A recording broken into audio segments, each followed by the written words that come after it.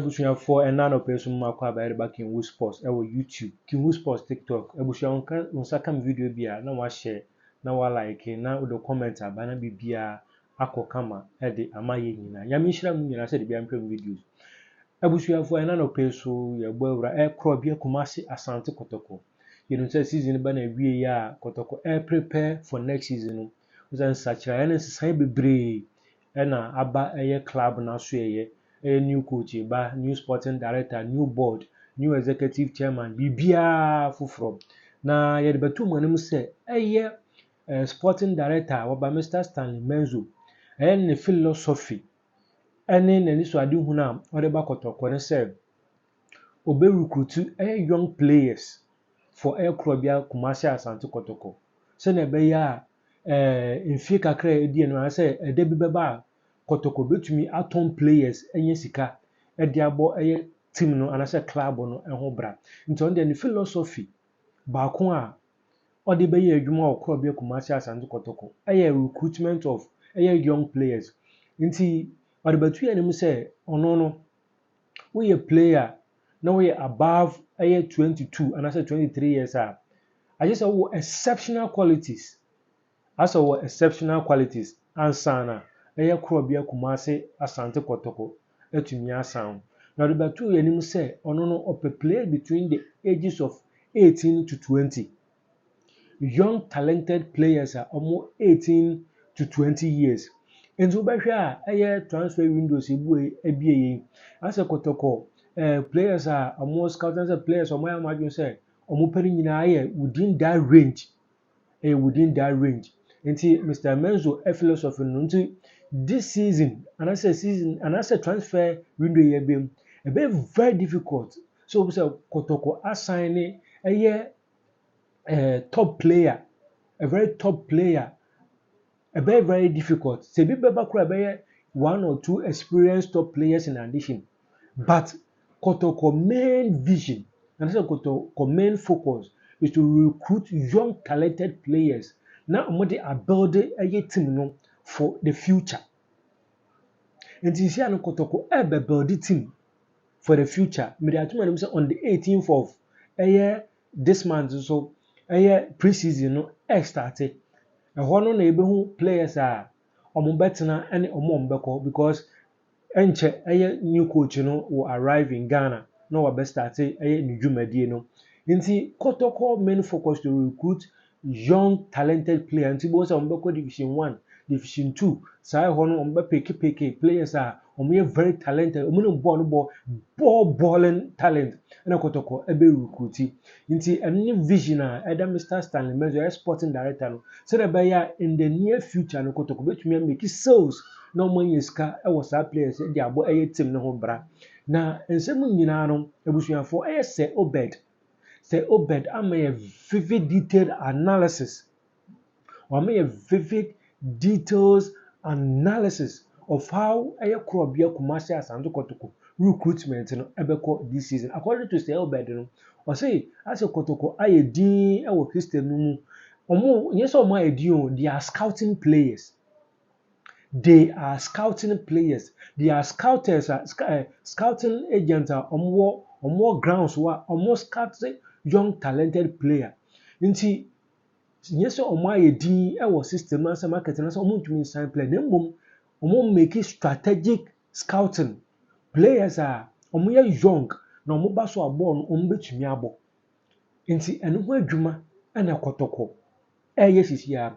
Nti se Obed me tu chairman me say wakasa pa akire how Kotoko recruitment this season ebusuafo yense mre no na mense mo mre zo mo yenkoti se Obed abra na ode ensem we etudwa mo yenkoti ne besa besisi ya funny ya die bi omo ya die bi this year recruitment no about said na am ponsa second term recruitment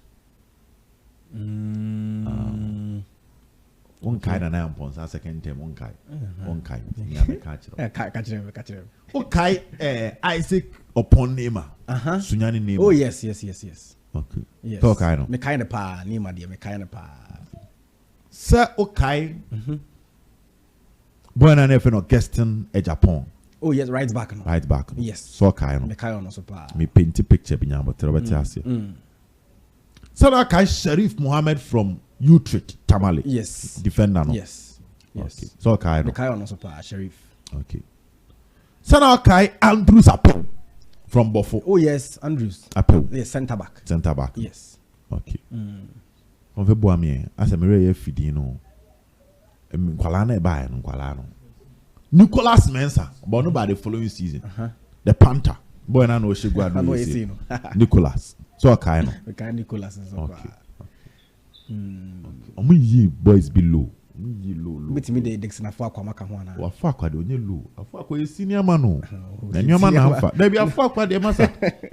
Me maka se we maka. Me say afọ akwa ni bo chan eze kopon. Ka talent control. Asem bintia. Yeah, asem bintia. Kase ball, je ball to ho. Yem to aso. O de yem to aso. Sadio man yem fa Sadio. O kai Samuel Yeboah, o coacher. I'm fan Future Stars, second division. Okay. Oba obetutu ntran sana later. Yimu be so mbela ne mfigi be so. Obe kaya o coacher. A coacher. No a striker. Yes. No Future Stars. Yes. Na Kotoko fan ba. Yeah.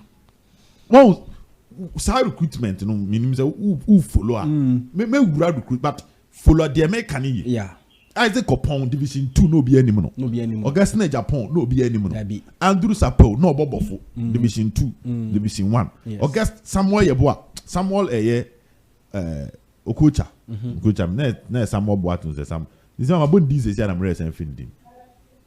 Samuel Okocha. Okocha. Future Stars. Yes. On the board division 2 qualify middle league and on the board division 1. Yes. Infonia me chairman say recruitment no and am sa kwa na so. Low key. Look, intimun susu ma din akese no ento mutirim. E din akese no be baba me kan tell say a strategic scouting, grassroots scouting recruitment na Kotoko ye. Okay. Low profile, me see low profile. Okay. E din bi be ba wonte da. Yes oko area no one na akobisa na area boys mechiwa tenase. Ene we di ne ho nkomo 24 hours say wey we bo brutal. Enu bi na Kotoko ye no. Okay. My back can't say we say clear leak. Any blue co more Chelsea for unless I from not I foreign. Head of foreign with you. How one more almost for promising talent now. You know, yes, and a back. Correct. It be 5 years day and fun. So guess the Japan boy I call local blaster. Oh yeah. Bien no better than Nicholas Mensah no ni Bob. And Obi no because Isaac Opon ni manu ni Bob. Prano. What I say? Yes. Apel no prepare chiro aka here. Say na Mubarak ne Gani you bro no so. But na chire say ko ko nanim no nkabetime eden. Afa. Sharif Mohammed Utrecht Academy. Yeah. And I got Koko fan by. O pray na Dani Brichi. Ogum first season Sharif pray na ka say Kotoko asemesi. Obi are in unity. Yes. That's true.